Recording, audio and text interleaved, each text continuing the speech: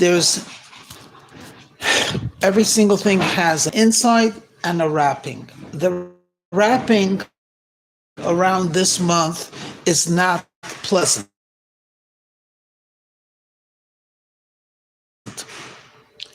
Why? Because in this where godliness was revealed. If I told you, for example, I'm making this up.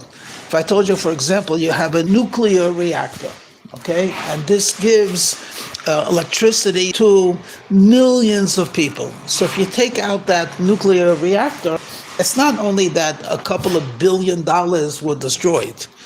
It's much more than that. Until it gets rebuilt, that means many tens of thousands of people will be inconvenienced. They're not getting electricity, right? So it's not only a financial concept. It's really the repercussions are so large. So the same thing in a spiritual sense, closer to God was destroyed. It wasn't only a tragedy, God forbid, for the Jewish people. You know, they broke the White House. Okay, it's not. It's the whole world something was taken away from the world, and we call this the Shechina Begalusa. The divine presence is in exile. So because these two holy temples were destroyed on the same day, even though many years in between, hundreds of years in between, but they were both destroyed on the same day. The first 9 or 10 days of the month is considered difficult days. Spiritually, we feel like an oppression. We feel like a little bit pressed. And in Hebrew, it's called Bein HaMetzarim. Okay. Av or the first 9 months of Av? The month of Av. Okay. It actually started a week ago, a little bit more than a week ago, but right now I'm just talking about the first 9 or 10 days of this month, okay? Because on the 9th day, following into the 10th day, the temple was destroying, which basically means that the entire week preceding that, there was house-to-house fighting in Jerusalem and so on, and they were slowly but surely conquering not only the Temple Mount, but the temple edifice, the temple complex. So therefore, Jewish people keep certain laws of mourning. We all know that when a loved one leaves this world, essentially it's a time of sadness for the people that miss this person. We won't even talk about the person itself, because if we talk about the neshama, it's a whole separate discussion. Sometimes you hear a description, they're in a better world, something like that. I'm not going to defend it or not defend it. I'm just saying we're not going to talk about the one that died, but for the people around this person, the closer they were, the more they feel a void, a darkness, an emptiness. How do they express that? Well, they sit on a low chair, and they don't take showers. They don't do things for pleasure. And then there's a time of 7 days and 30 days, and from parents up to a year. So because the Holy Temple was so important to us, and as I mentioned just a couple of minutes ago, to the entire world, they don't know it, but that's the reality, that when the Holy Temple was standing, it was not only good for the Jewish people, but it was beneficial to the entire globe. In fact, even maybe cosmos. In fact, in parentheses, there's a tradition where the Romans or the Babylonians or the Persians, were they to know how much benefit the temple was for them, not only would they not have tried to destroy it, they would have protected it. If they would have only have known how beneficial it is. Wow. Again, P.S. If the world would know how special Israel is for the world, there wouldn't be, you understand, everyone would be Israel's best friend. We would, you understand? But they don't. So lahavdil to make a separation. Okay. You want to So- tell so- us so- what the temple is to the world? So no. So what, practically speaking, what's going to happen this week? So tonight begins the new month of Menachem of Tuesday night, and Tisha B'Av. We'll talk about this next week. The 9th day of Av will be next Wednesday, right? And then, yeah. So during these 9 days, these are the following laws. We don't listen to music. We don't listen to music. Even on the radio or just live? In general, we keep away from music. Anything that would be like dancing music, we keep away. Yeah, From any joy. not from any joy, because we're not allowed to be sad. You have to be serious, not sad. Sad is not a healthy thing. Even and the Rebbe, again, this is something in the Hasidic world which is much stronger than in the non-Hasidic world. The statement is this. Here's the statement from the Talmud, word for word, and the statement which is quoted in Jewish law. Mishenichnas Av, when the month of Av, that's the name of the month, Av. We call it Menachem Av, but Mishenichnas Av, when Av enters, Mema'atin b'simcha. We minimize joy. Those are the 4 or 5 words. So the fact that it says we minimize joy then tells us what? That there still has to be joy. It's just that we minimize it. In the non-Hasidic world, they took it, I wouldn't say the word extreme, but they took it as, you're not going to be happy. And therefore, you know what I mean? You shouldn't be happy. There's no such thing. We have to be happy, because otherwise we will not serve God. Anytime you're serving God with joy. But mema'aten b'simcha. We minimize. So a very joyous event in Judaism is a wedding. We don't get married during these 9 days. A very joyous event is singing and dancing. Other than Shabbos, we don't really sing or dance. And of course, there are all kinds of questions if you're doing Zumba or you need the music.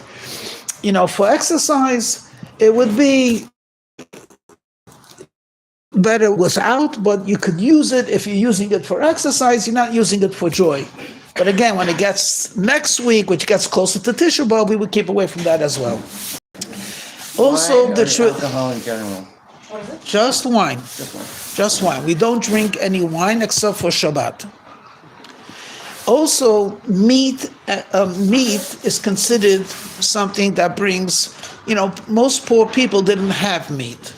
They eat vegetables or something like that. They couldn't afford livestock and even chicken. So basically, from tonight, that's Wednesday, right? And Thursday and Friday, we don't eat meat or chicken. We eat pariv, not dairy, not meat. You could have dairy. You could have all kinds of, you could have fish. But meat and chicken, we do not eat, not today, starting from tonight until Shabbat. Shabbat you can. And then next week, Sunday, Monday, and Tuesday, and Wednesday, there's, again, no chicken or meat.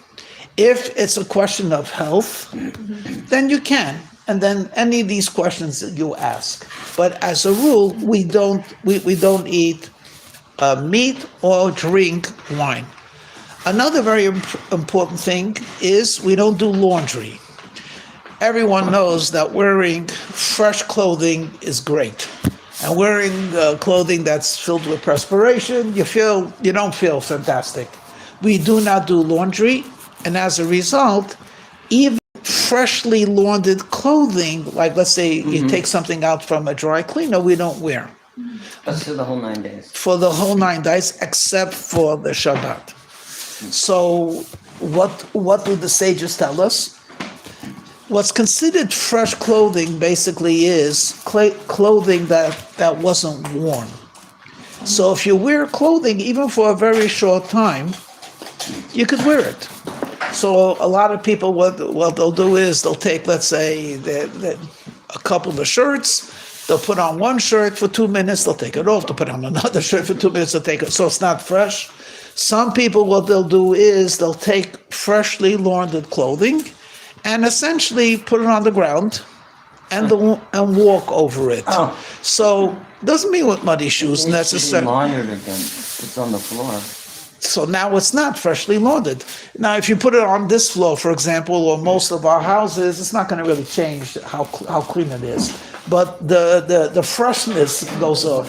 So there are ways to work with this law. Okay. Also, Had clothing that you haven't worn for 6 months or something. That's That fine. wouldn't be fresh. That- But it's clean. if it's clean, clean is fine. Freshly laundered clothing, we don't do. But some people will be strict about that as well. So all you have to do is take it off the hanger, let it fall on the floor, okay, and then touch it with a foot, and then it's not freshly laundered anymore. Okay. Yeah.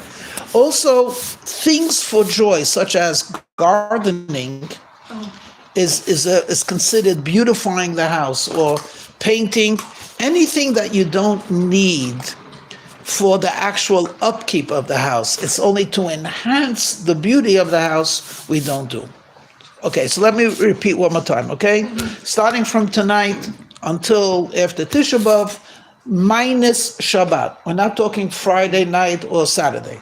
Minus Shabbat is we don't do laundry, and freshly laundered clothing we do not wear, so you have to change it that it's not freshly laundered. We don't eat meat, chicken, or wine. We don't listen to live music, and even canned music that's lively stuff you should not listen to, okay? You don't sit on the floor, God forbid. You don't sit on the floor. No, only on Tisha B'Av.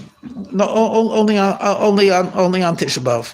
And things which are done to beautify the house or to beautify the land, we do not do. So if you have a crack or you need a plumber, you can do that. It's not a problem, because you're not doing it to beautify the house. You're doing it so you can live in the house. But if, let's say, you scheduled painting, it should not be done for this particular week. Essentially, what are we doing? We're not trying to feel miserable. What we're trying to do is remind ourselves of this very important holiness that we used to have, which we don't have right now. So what should we do? We know what you shouldn't. What we should do is 3 main things. And that is, whatever we're doing good, do more. So if you're giving charity, give more charity. If you're studying Torah, do more study of Torah. You're doing prayer, add a prayer. So whatever you're doing good, oneness amongst the Jewish people. We call that Ahavat Yisrael, loving a fellow Jew. Because the sages tell us that especially during the second, Right away, implementation. Look at that. wow, I'm feeling this room. Okay, yeah. Because the sages tell us that actually during the second temple, they were actually quite observant. But there was a lot of internal strife. This one was arguing with this one, religious reasons, not religious reasons. I don't want to talk what's happening today. In general, wherever you could increase in affection and unity, that's what we need today to undo the effect of the of the destruction of the temple. And sinas, That's the opposite of sinat chinam. I'm sorry, I came late. When does Tisha B'Av? Tisha B'Av is next week, I think on Wednesday night. But this week tonight begins the 9 days. In other words, the days before Tisha B'Av. So starting from Tisha B'Av, we keep these laws. And the third thing is, we should ask God to bring the Mashiach and think about the temple. Now, there's a lot, the Rebbe would often suggest to us to study about the Holy Temple. And today, if you go to Chabad.org and many other websites, they'll have something about what the temple used to look like and how it's going to look when the Messiah comes. So by thinking about the third Beis Hamikdash and learning about it and so on, we are demonstrating to Hashem that we want the temple to be rebuilt. I tell people sometimes if you're planning a trip and you're serious about it, you have the brochures. So you're looking at the hotel and where to visit, if you go to Tahiti, which hotel and what are you going to do? So to make a separation, if we're expecting the temple to be rebuilt and all of us to go back to Israel, so let's study about it. What's going to be?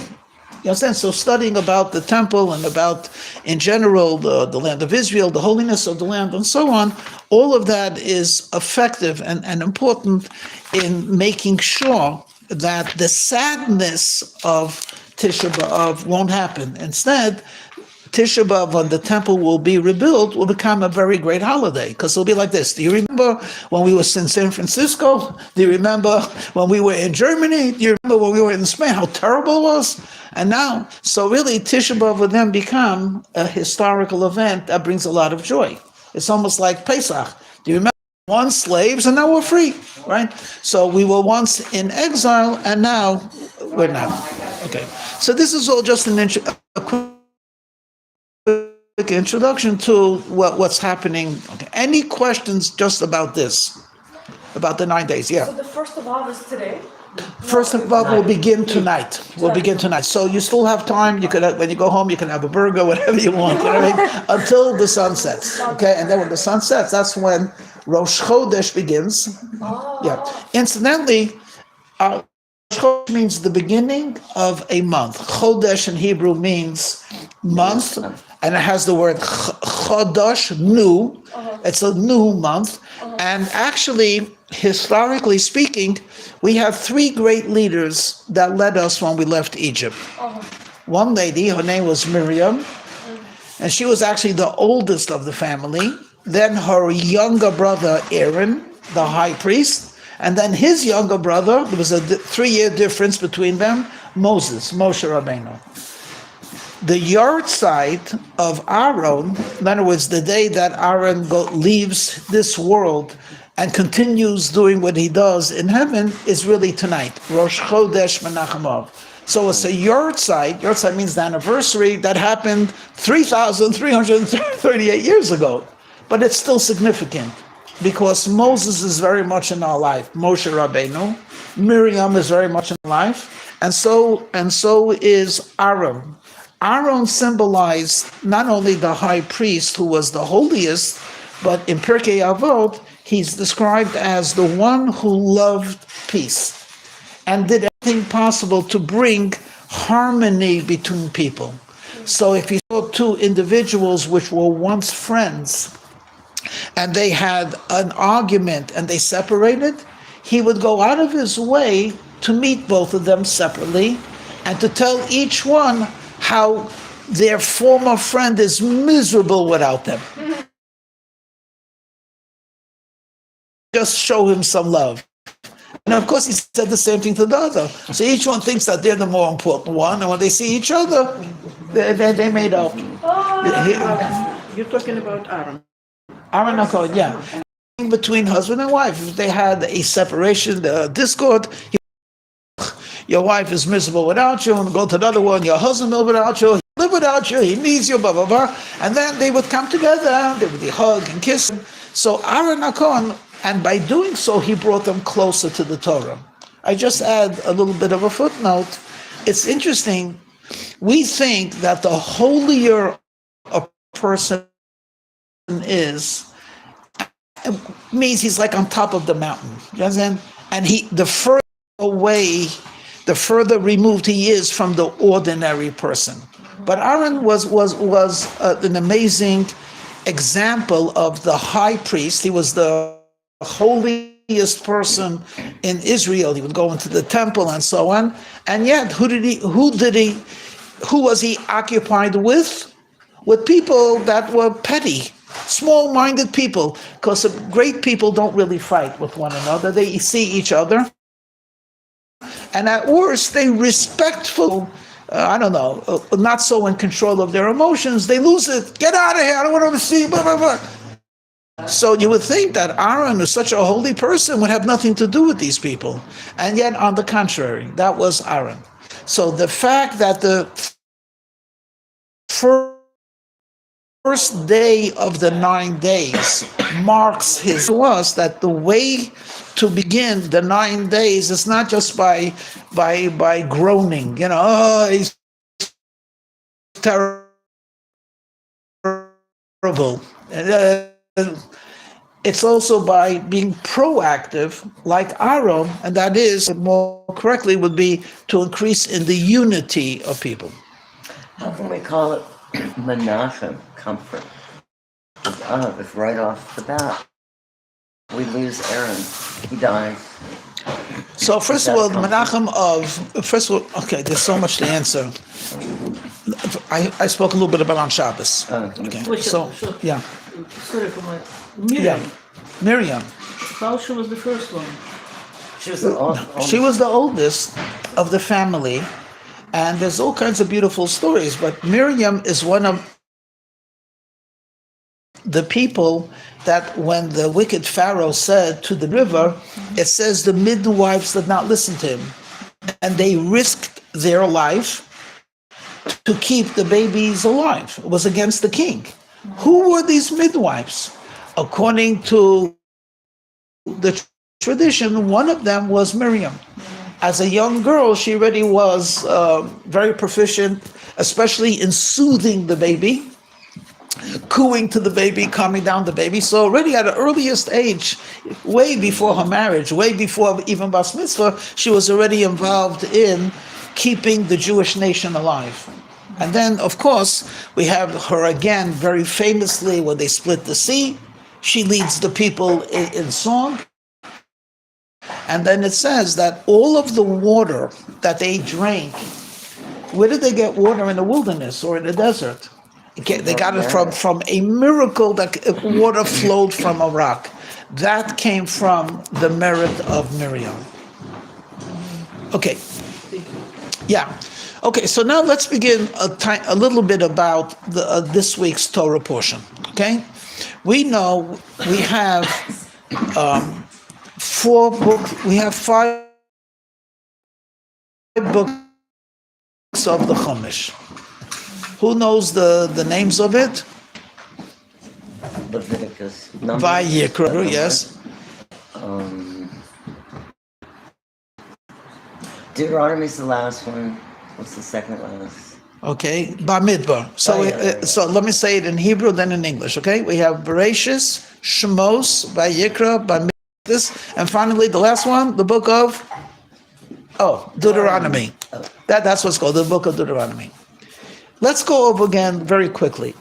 The first book, called Genesis, or in Hebrew Bereshis, talks about beginnings. So it talks about the origin, the beginning of the world of humanity, Adam and Chava, right? We have the beginning of sin, the story of the tree of knowledge. We have the beginning of civilization, the building of cities. All of that is found. The beginning of murder. Yeah, all of that human personality as beginnings is found in the first portion of the first book. Then it continues. Well, the people were wicked, so God destroyed them, and there was another Genesis. That's Shmo. No, this is all. Genesis. Yeah, and then most importantly, we have the beginning of the Jewish people, the Jewish family. So we have Abraham and Sarah, and Yitzchak and Rivka, Yaakov, Rachel and Leah, and Bilhah and Zippor, the 12 tribes. So the beginning of humanity, the beginning of the Jewish family.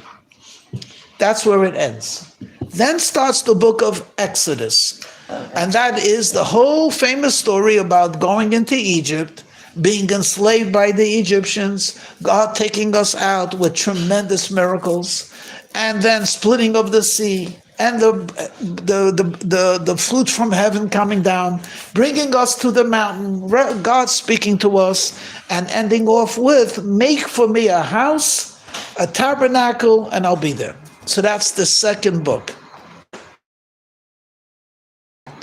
And that's why we call it the book of Exodus. It's about the emergence of the Jewish family into the Jewish nation.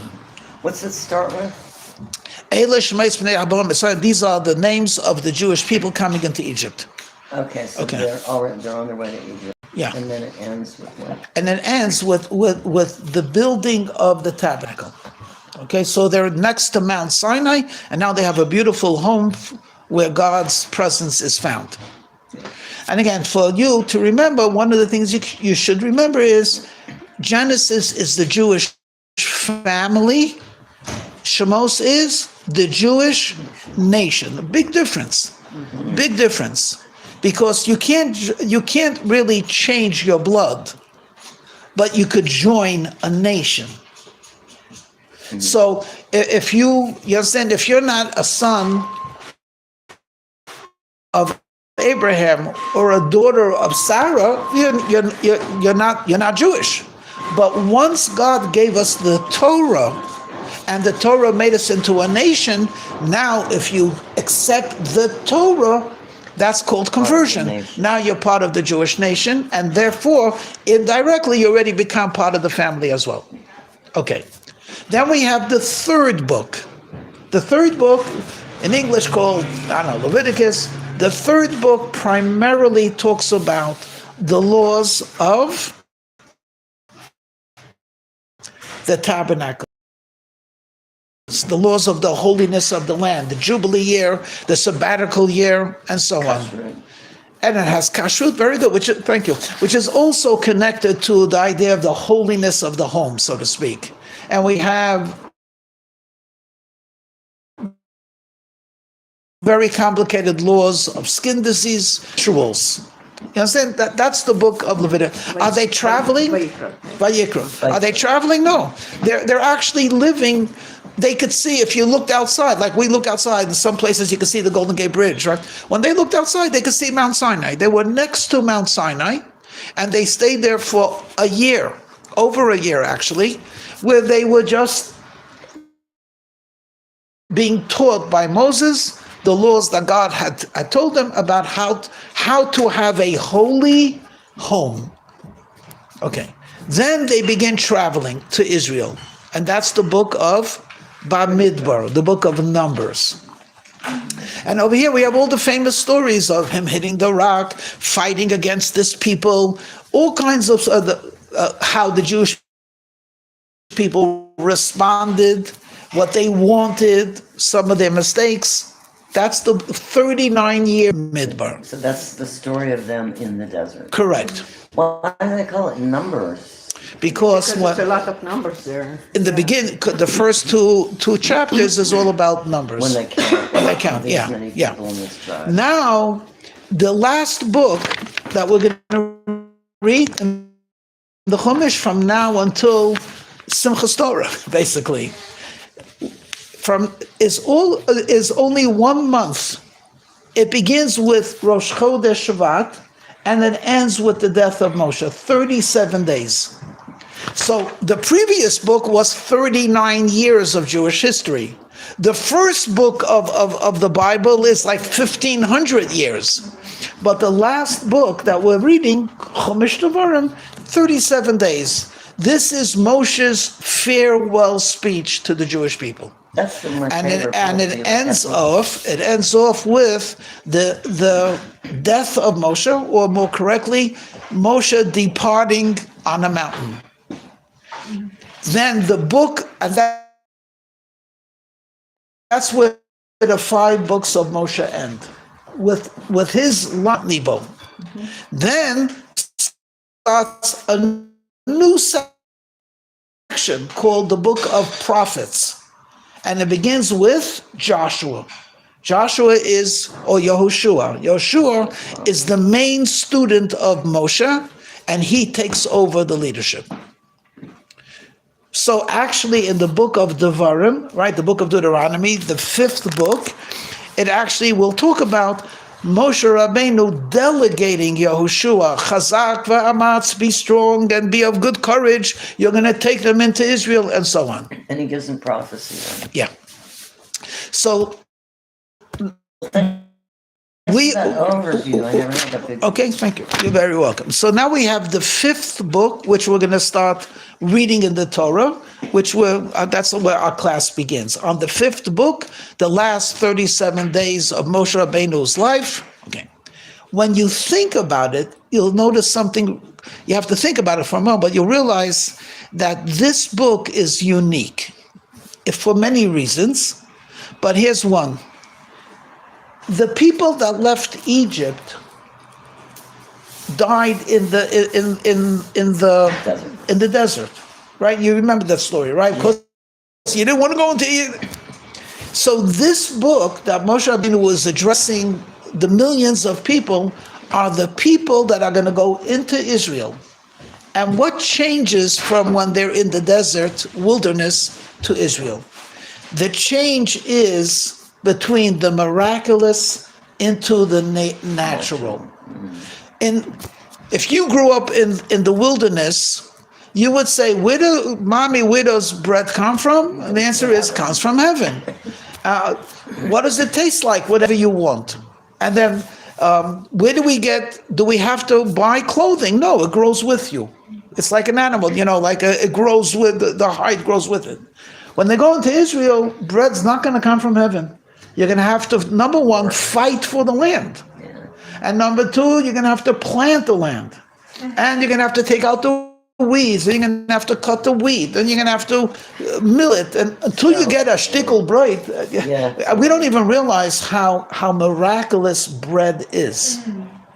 We really don't understand it. If you kill an animal, technically, you could eat the flesh the way it is if you have that strength. Otherwise, a little bit of broiling will do the job. To get bread, you're talking about a kernel has to be put into the ground. You can't put it into the ground unless you prepare the ground. Once you put it in the ground, it doesn't always have to grow. The wind could blow it away. A bird could come and eat it. Not enough water, too much, whatever. It finally grows. There's no bread. What you have is straw. You have to take it off, separate the straw, separate the stubble. Then you have to grind it into a powder. And then you have to mix it with water. And you still don't have bread. You need 11, essentially, there are 11 steps before you could have bread. And yet, bread is the staff of life. Grains in general. So this is so different than the man. You would wake up in the morning, you'd walk outside, and there was some miracle form of bread. And it satisfied you. Not only that, there was no one that was overweight. No, seriously speaking, it was healthy. Yeah. It was completely absorbed in the body. There was no residue. They actually say that there was no laboratories. The only laboratories that they needed was if they ate things that they bought from the surrounding countries, if they bought bananas, I don't know, something like that. But otherwise, they didn't really even need to get rid of the waste. There was no waste. And the water was miraculous as well.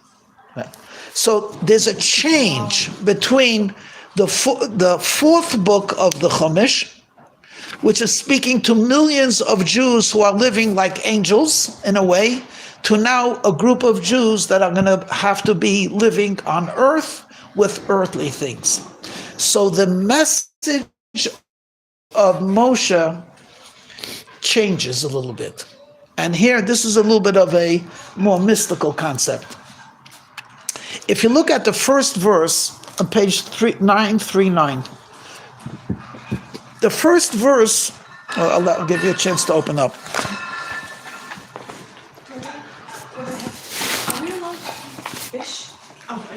What? Yeah. Just not meat or chicken. Okay. So no chicken, no meat, and no turkey. No turkey. No. It says, these are the words that Moshe spoke to all of Israel. But on Shabbat you can. But Shabbat, yes. Again, starting from tonight, that's Wednesday, Thursday, and Friday. Only pariv, or dairy, or fish. No meat or chicken. On Shabbat, you could have meat and chicken and wine. Saturday night, it continues with Again, only the neutral or the, okay.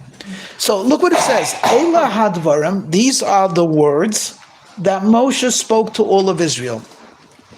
The rabbis point out that the whole Chumash, it's always, and God spoke to Moses saying, right? Vayidar Hashem el Moshe lema. This does not begin like that. It doesn't say, and God spoke to Moses saying, speak to the people. Yeah. What does it say? These are the words that Moshe spoke to the people. So the sages of Israel go very deep and they say, actually, from here to the end of the 5th book, Moshe Rabbeinu is speaking to us differently than he spoke to us in the first 4 books. What is the difference? Where is there a change? So there's a lot to say, but let me give one example. If for example, if let's say I would be intelligent and I'm writing something, I can't write without my fingers.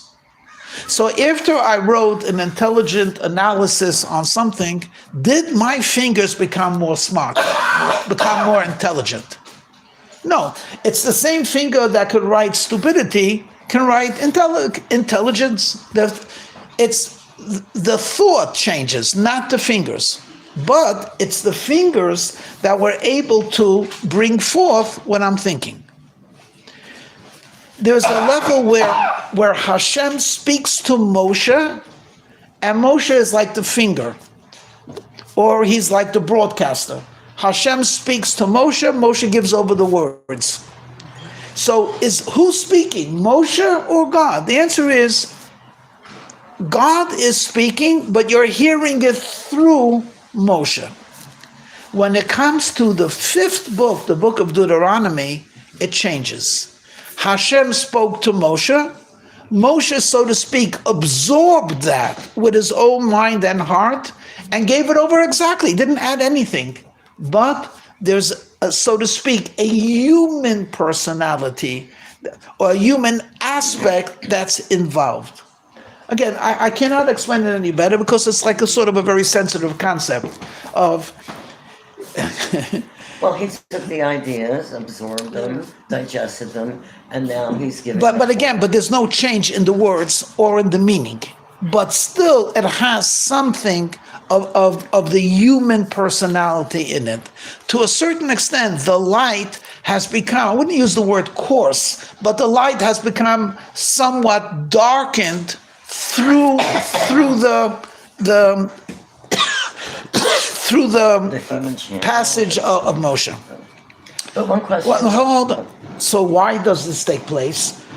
And the answer is because the people that are entering the land, now they too are changing from a world where everything is miraculous to working with the nature and believing that it's miraculous, but it's the world of nature. So they needed the inspiration and they needed the teaching of a person who's giving them the godly message, but it has within it something of the human personality in it. And that is why it's very interesting. The whole 5th Chumash is considered the words of Musar. Musar basically means like Musar, one of the ways to describe Musar would be an ethical teachings and a reminder that in order for you to be who you should be or can be, you have to hold yourself on a level where you demand excellence from yourself. Okay, let me go off the subject for a moment, okay? Just the subject off the moment. I got confused, sorry. Okay. Your last statement. I want to explain it. Okay, so I'm going a little bit off for a moment. What do we demand? Okay, I'll say it humorously. A girl, 14 years old, comes down to the breakfast table And the mother says, "You're going to school like this?" I said, "Yeah, what's wrong? Go back up, make yourself up." I said, "I look fine, Ma." "Yeah, you look fine, Ma, as a 14-year-old. I'm looking at you as an adult. You don't look well put together." Everyone has their way of looking at themselves. If we did not demand, my Bubby, of blessed memory, passed away. I think she was either 99 or 101, Bubby Miriam. So this I did not experience, so my sister told me. She's in the late 90s, and she's like the great grandmother of a lot of Baruch Hashem, a lot of kids. So we used to call, "Bubby, we want to come and visit." So my sister, I think it was Esty. So Esty says to Bubby, she says, "They're downstairs. Should I let them in?" And she says, "No, I have to put on my makeup first." And it was beautiful. You understand? I have to.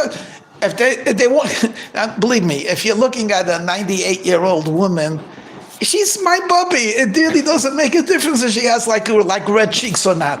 But she was an aristocrat. She held herself in a level of, if they're gonna see me, they have to see me the way I look, nice, whatever it is, Give me a spritz over here, and down. Okay, how you have to demand of yourself excellence. You understand? So there's a very big difference between when no one is home and you're wearing a bathrobe, you know what I mean? And or someone's there. Someone's there. He could be an electrician. "No, I'm getting dressed." It's just, what's the difference? Someone is looking at me. He should look at me in a way that I'm more dignified. Okay. Most of us we're satisfied with the lowest level. So I ask people, because it constantly comes up about being a good Jew, and I say all Jews are good, but if you ask a person, "Are you a good person?" I'm not going to ask you because I don't want to hear it. But if you ask a person, "Are you a good person?" I want to tell you what probably 75 to 85% of the people will say. Yes. And then I'll ask, "What makes you good?" And then they can't say it. And and they'll say, "Well, I pay my taxes. I was never arrested." You know what I mean? And I was never caught.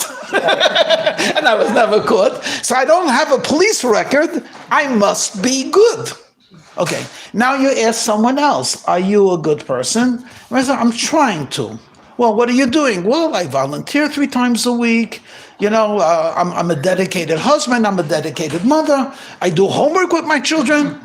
It's a whole different story. It's not like I'm good because I didn't do a crime. I'm good because I want to bring goodness. I want to do something. Okay. Musar is the type of teaching that tells you the fact that you're eating kosher is not enough. What are you doing with the kosher food that you're eating? You understand? Or Besides overeating? Yes. Are you overeating, or did you have someone that you shared the food with? Did you make a blessing? And if you did you mumble it? Did you say it? There's always that push to make more of yourself. So that, in a very, very broad way, is what we call musar. How to do that can branch off in many different ways. One way could be, the reason why you want to be a better person is because if you're not, you're pretty much similar to an animal. You say, "Well, what's wrong with being an animal?" The answer is animals don't have the capacity to reason. They don't have a conscience. They don't network out of their species. So if you want to do the lowest level of existence, fine. So you're an animal.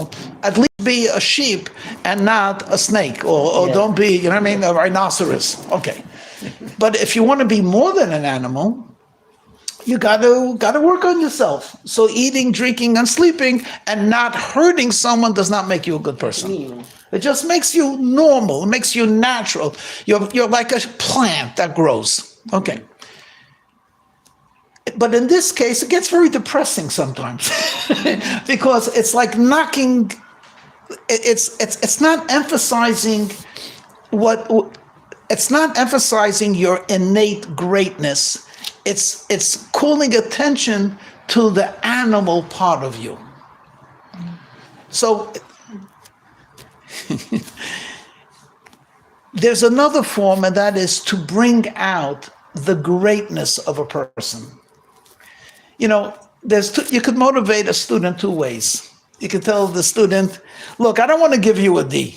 I don't want you to fail. You're going to disappoint your parents. I'm going to be disappointed in you. You know what I mean? You're going to be disappointed in yourself. You could do that. It's somewhat effective. Or you could say, you're an A+ student. I know you know the stuff. I know you could do it. I would love to enjoy seeing you. Ask me a good question. It's a different. Both of them are the same, right? No, it's not the same. One is emphasizing you're not so great, and you could go, or to bring out the potential. So, in Hasidus, especially, the teachings of the Baal Shem Tov all the way till today is, you tell a Jew, you're a great person because you have a soul. And don't tell me I'm a bad Jew. I haven't gone to the synagogue in years. Who's interested in that? I'm not here to judge you, and you can't even judge yourself. Just say to yourself, I have a soul. I have a part of being part of my people. I could grow. Why would I want to do less than being great? In other words, I'm not satisfied being mediocre. That's the answer. Okay. This book, the last book of the Chumash, is considered the book of Musar. Musar. It's one of the 5 books of Moshe, but it's considered Musar. And actually, the Satmar Rav used to say, in America, we read this when it's the summer. So when it's the summer, it's a time where a lot of people want to relax. Yeah. Let go, whatever it is. So then we read the parshas, which reminds us, it's a time of maybe relaxation. It's the summer, but don't let yourself slide downwards. Use it as an opportunity to rejuvenate, to grow higher. Okay. Find us an English word for Musar. I don't know. Okay, so let me get back again. We're talking about the 5th Sefer, right? The 5th book of the Chumash. It's the last 37 days of Moshe Rabbeinu. This is his message, of course, to eternity for me and you today, but he's addressing physically the group that's going to go into Israel, the group that's going to deal with the reality of fighting, conquering, and then, creating an agricultural society, very different than the desert. And therefore, the words that he says, comes somewhat mixed in with a humanity. He speaks these words. And as a result, it actually has a very strong effect on us. You said everything's going to be nature here, the natural, not miraculous.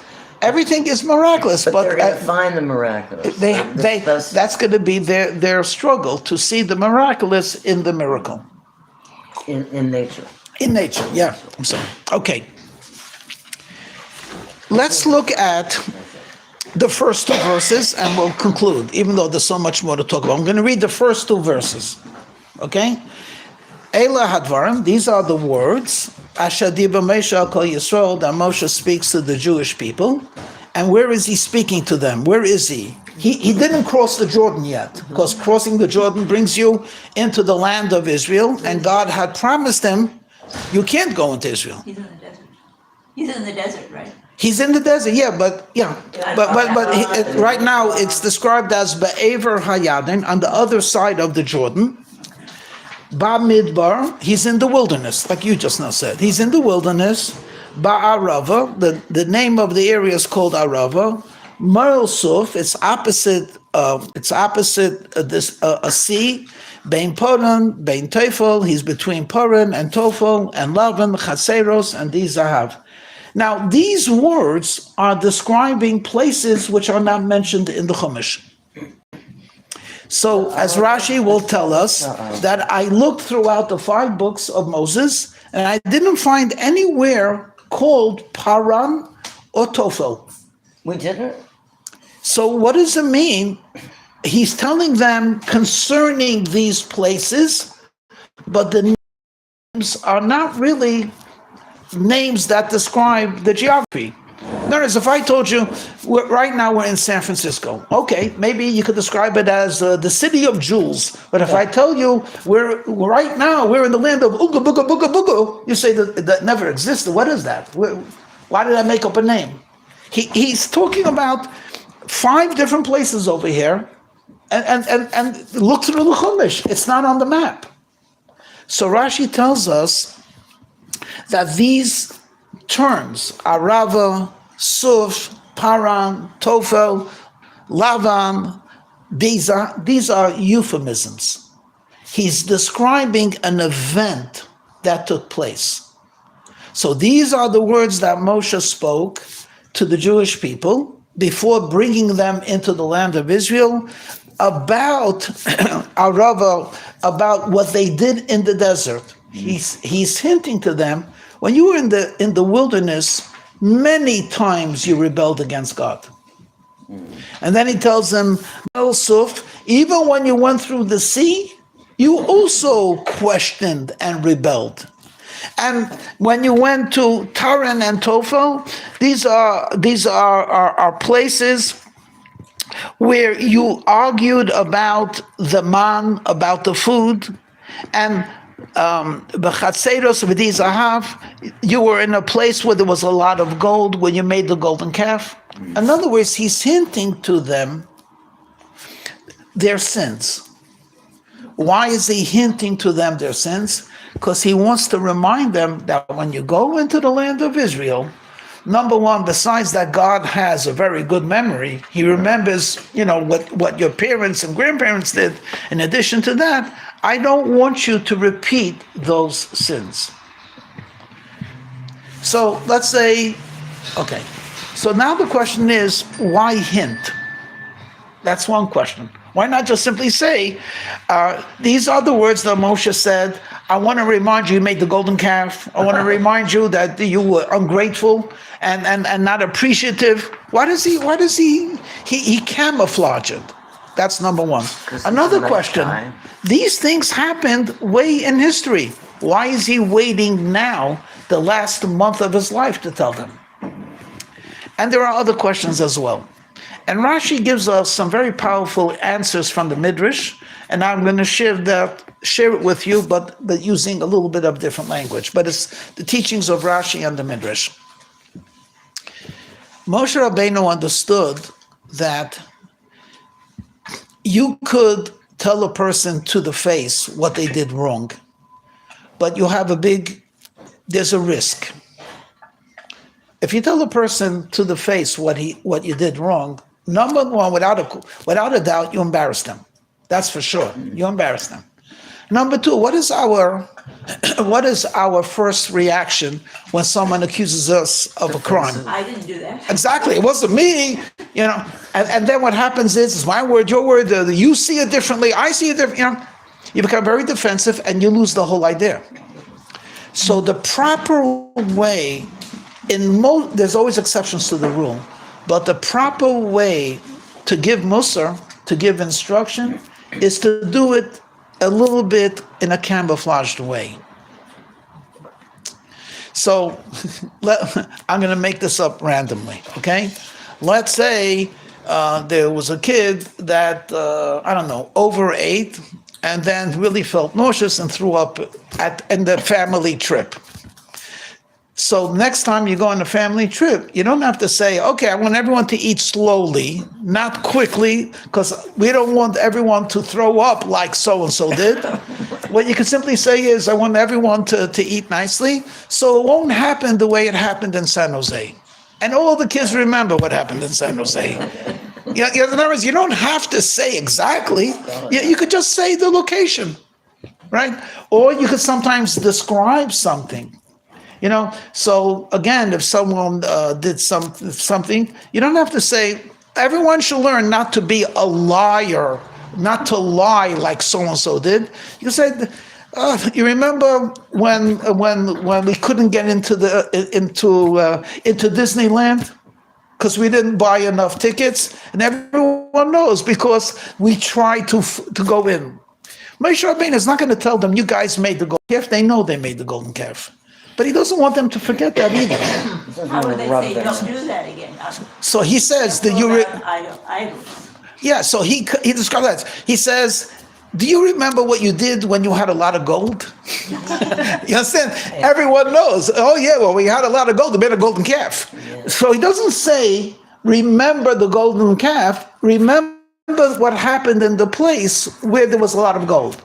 The same thing is, there was a time when the boys were led astray by not nice women, prostitutes, and it was in a place called Shittim. He doesn't say, do you remember how you lost it? He says, you were in a place called Arava, in the wilderness. And everyone remembers, the wilderness is a place which they were close to Moab, and bad things happen. But Moshe Rabbeinu is actually teaching us not only what he taught then, me and you. When we remind people and we want them to learn from their mistakes, we don't always have to explicitly say the mistake. Because why cause embarrassment when you could describe it in a slightly different way? Now you have to understand, you have to be clear about this, because sometimes they don't get it. But many of us do get it, and it's enough just to hint to it. An amazing thing, Rashi, I never understood, I still don't understand it. Rashi says, why did he wait for the last month of his life? He learned it from Jacob. Jacob, on the deathbed, if you could call that, before he leaves, he calls the 12 sons, and he says, Reuben, you're my firstborn. You should have been the king, but you acted impetuously. You defiled my couch. You mixed into my private life. Why did he wait so long to say that? Because this happened way before going down to Egypt. And Rashi says, because he was concerned. If he gave Reuven that criticism, you know what he might say? I'm going to your brother, my uncle Esav. Now, I don't get it. I mean, Reuven is righteous. If anyone appreciated their father, it must have been Reuven. Yaakov was a walking holy angel. And yet, when you hurt a person and you get deep down and you pierce that person, and that person feels very guilty, it could be one of two things. Out of embarrassment, they change, or out of embarrassment, they'll rebel. Out of embarrassment, they'll rebel. And this is something that you got to, there's no easy one-liner. This is something that every one of us has to take into account. Many times, I've said this many times, and not necessarily do I speak for the management, but parents don't always have to see what their kids are doing, and if they do, they don't always have to interfere. Later on, there's going to be plenty of time where you could say this and this happened to someone, or whatever it might be. You don't have to. So let's say, for example, I don't know. Let's say, for example, you had a child and you happen to notice that he's on an inappropriate website. You could come in, like that, and close it, throw it down, say, how dare you, what's wrong with you? Or you could just close the door and think for a moment and knock on the door as if you didn't see anything, which gives them enough time to change. You say, hi, let's do this and that. So you got them away from it. And then, somewhere along the line, you can start a conversation about there's appropriate and not appropriate. And why a person, even if a person is drawn to the inappropriate, why it's not good, and so on. Instead of confronting at that moment. Because the kid is either going to be terribly embarrassed, which is great, right? No, it's not great, because it doesn't take away the urge. It just stops him at that time, and he's angry with himself why he didn't become more secretive. That's all. That's shouldn't say that's all. That's a possibility. There's another possibility, and that is, my parent is a prude. He's too square. It wasn't so terrible. What's so terrible? Friends are doing it. So maybe he'll join something else. So this Rashi and is something that really opens up a lot of discussion. These are the words that Moshe is speaking, and he's going to mention to them the sins that they did, and they shouldn't repeat it. But he never says the sin. He talks about the place. Our Rebbe, I was reading to prepare for the class, has a beautiful insight. Even when he's criticizing them, he's also giving them a way out. So if he says, for example, you argued about the white, W-H-I-T-E. Says Rashi, what does that mean? They argued about white? The manna was white. And they should have said to Hashem, thank you. Instead, they argued it has no taste. Says the Rebbe, by using those words, the white, he also gives a little bit of a reason. You know why they complained? It was white. It had no color. It wasn't attractive. In other words, even when he's saying what they did wrong. So when he says you made the golden calf, he says, oh, I remember the place where you had too much gold. He's also giving them an out. Not an out. He's giving them a little bit of a defense. God, why'd you give them so much gold? And so on and so forth. And that too opens up a tremendous amount of things. Because in the example I just made up about the person, why did you give the computer in his room? Why not give the computer in the family room? So now everyone could see. You understand?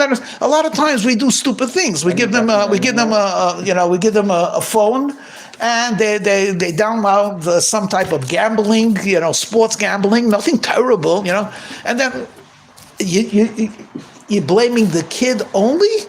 I mean, after all, you gave him the phone. You didn't have to. Oh, everyone has it. So have a discussion and a fight. And I'm the boss. I'm not paying for it. If they do it privately, you can't stop it anyway. You understand? But so many times when we do something wrong, there is a little bit of what we call mitigating circumstances. So again, we should not look for excuses, but there's an important lesson. The important lesson is we don't have to be more religious than Moses. And Hashem is speaking through Moshe. There's a way to give Musar. There's a way to remind the person that you're not on being excellent. In fact, you're not even challenging yourself without calling him lazy, stupid, and fat. You don't have to do that. There are different ways to motivate a person. So this is really Parshas Devarim. I would start off by saying the Chumash is Chumash. Oh my gosh. I didn't realize how late it is. It's Chumash Devarim. What does Devarim mean? Speech. It's Moshe's speech, but I would like to say, as a rabbi who likes to give droshes, it's Chumash Devarim. There's a Torah and how to speak. Many of us have to learn how to speak and what to say, where to say, and how to say. What we could all say together right now is Jewish people are good, Hashem is good, and we all deserve the Holy Temple today. Amen. Okay. Yeah. Okay. You're running. Any questions? You're running someplace now? Yeah, No, I'm not running. I can be a couple minutes. Any Yeah. questions? Anybody has a question? It's a question regarding Jubilee year. I wanted to ask about Jubilee year. Yes. Because for me, this concept is totally, I cannot grasp it. For me, it's a little bit difficult. Okay. Well, What part of it do you have a hard time with? I don't understand. As I understand, in Jubilee years, every 50 years, and you're supposed to practically, I may not understand it completely, but it's practically confiscation of property. Or something. excuse me, whose property? Jewish people. But No, it's God's property. Okay. In Israel today, you don't buy land.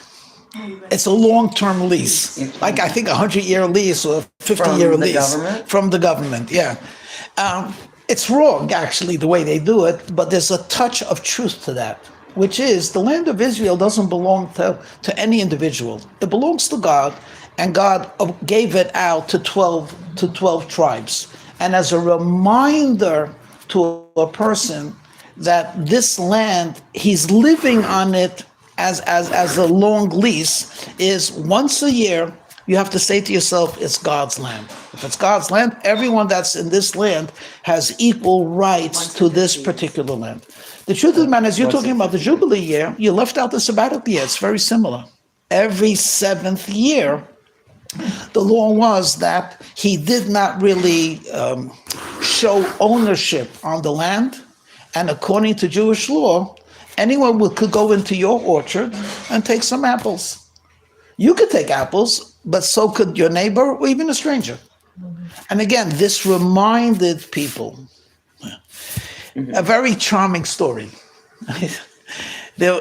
And it's not as rare as you might think, but I forget the name. Someone that lived in a shtetl, not a shtetl, in a city in Poland, and he had, I don't know, his mitzvah.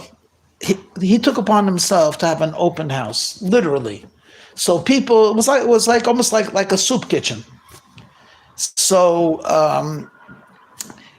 how did he sit? He never sat at the head of the table.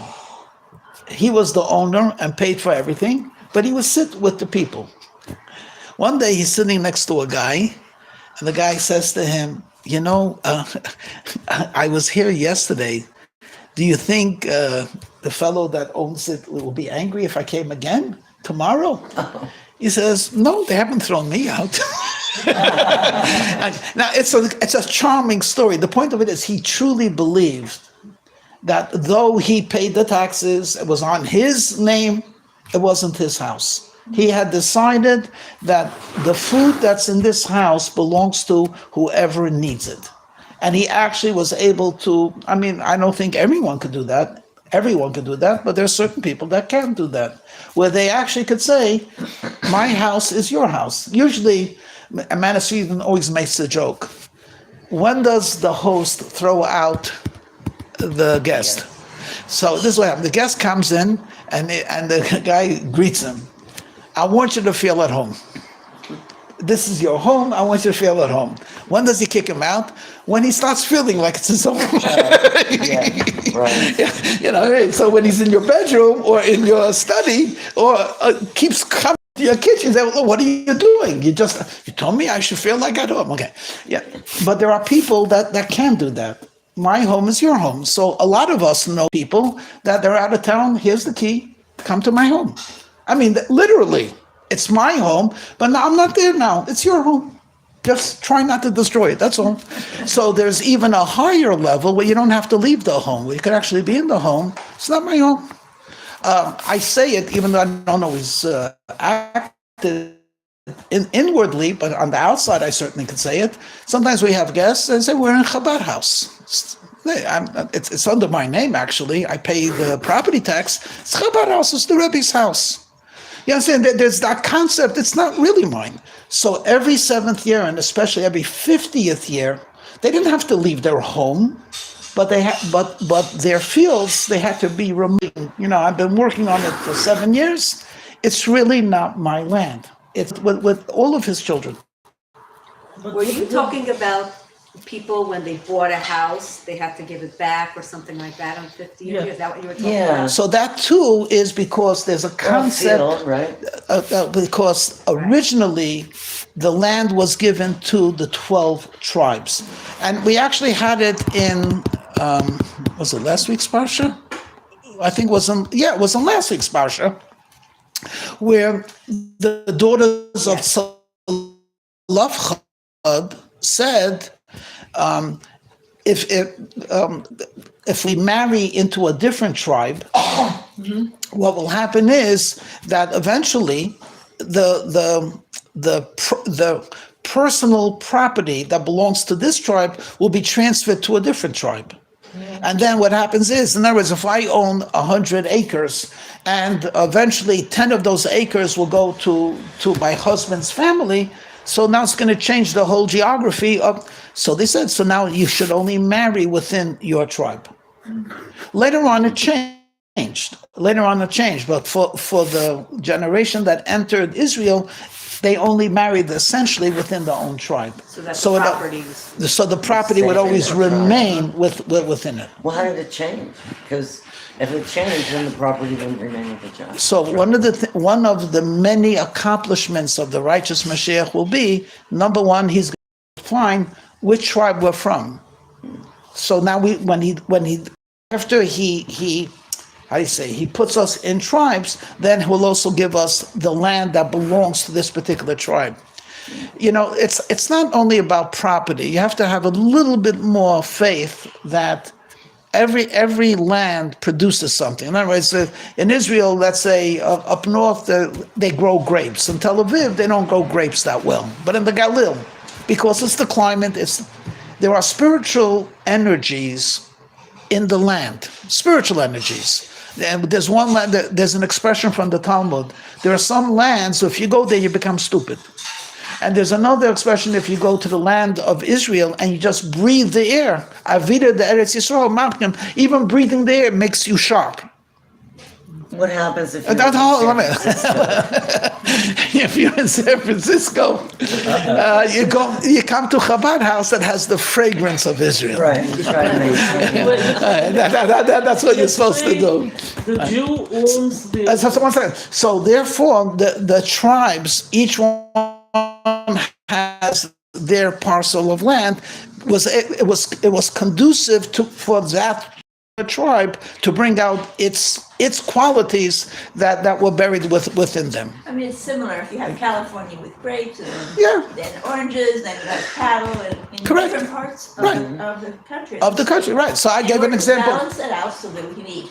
You know what I mean? Right, okay. So on a spiritual sense, we need the rabbis, we need the sages, we need the plumbers, we need the seafarers, we need the agricultural experts, each one in their land. Somehow the land fit with their personality, so to speak. They were creating a society.